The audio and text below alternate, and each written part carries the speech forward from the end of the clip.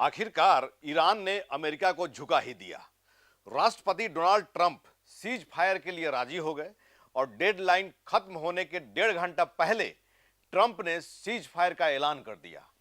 ऐसा नहीं है कि ईरान ने अमेरिका की शर्तों को मान लिया है। 2 हफ्तों का युद्ध विराम पूरी ईरान की शर्तों पर हुआ है।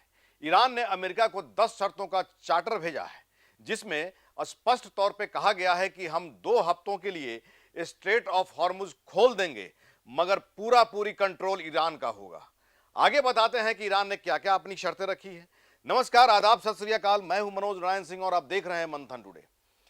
अमेरिकी राष्ट्रपति डोनाल्ड ट्रंप ने ईरान पर 2 हफ्तों के लिए हमले रोकने का ऐलान किया है। उन्होंने सोशल मीडिया प्लेटफॉर्म पर बताया कि ईरान की तरफ से तुरंत स्ट्रेट ऑफ हॉर्मुज खोलने की शर्त पर बमबारी और हमले 2 हफ्ते के लिए स्थगित करने के लिए राजी हूं। ट्रंप ने बताया कि उन्होंने यह फैसला पाकिस्तान के प्रधानमंत्री शहबाज शरीफ, आसिफ मुनीर के अपील के बाद लिया है। उन्होंने कहा, हमें ईरान से 10 पॉइंट का प्रस्ताव मिला है। दोनों देशों के बीच सभी विवादित मुद्दों पर सहमति बन चुकी है। अगले 2 हफ्ते समझौते को अंतिम रूप देने और उसे लागू करने के लिए जरूरी होगा। ईरान ने भी सीज फायर की पुष्टि कर दी है। ईरान की सुप्रीम नेशनल सिक्योरिटी काउंसिल ने बताया कि आगे की बातचीत 11 अप्रैल से पाकिस्तान की राजधानी इस्लामाबाद में होगी। ईरान ने 2 हफ्ते के लिए हॉर्मुज खोलने की जानकारी दी और अपने नागरिकों से कहा कि इस दौरान राष्ट्रीय एकता बनाए रखना और जीत का जश्न पूरी ताकत से जारी रखें। ईरान ने अपनी 10 सूत्री मांगों की सूची भेजी है। इसमें इराक, लेबनान और यमन की युद्ध पर पूर्ण समाप्ति है। ईरान के खिलाफ युद्ध की पूर्ण और अस्थायी समाप्ति बिना किसी समय सीमा के। इस क्षेत्र के सभी संघर्षों को पूरी तरह समाप्त करना है। हॉर्मुज जलडमरू मध्य को पुनः खोलना है। हॉर्मुज जलडमरू मध्य में नौवहन की स्वतंत्रता और सुरक्षा सुनिश्चित करने के लिए प्रोटोकॉल और शर्तें स्थापित करना। ईरान को पुनर्निर्माण लागत के मुआवजे का पूरा भुगतान किया जाए। ईरान पर लगे प्रतिबंधों को हटाने के लिए पूर्ण प्रतिबद्धता होनी चाहिए। अमेरिका के पास मौजूद ईरानी निधियों और जमे हुए परिसंपत्तियों की रिहाई भी करनी होगी।